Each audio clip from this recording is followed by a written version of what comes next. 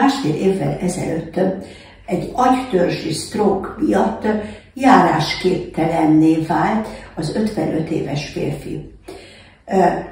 Nem történt semmi, egy év után jutott el hozzánk a soproni neurológiai kezelésre.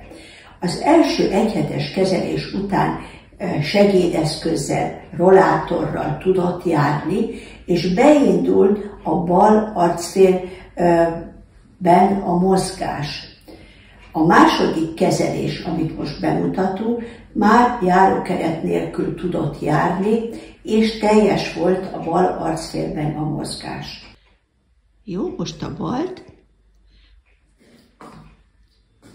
Jó, még egyszer a balt. Jó, behunyt.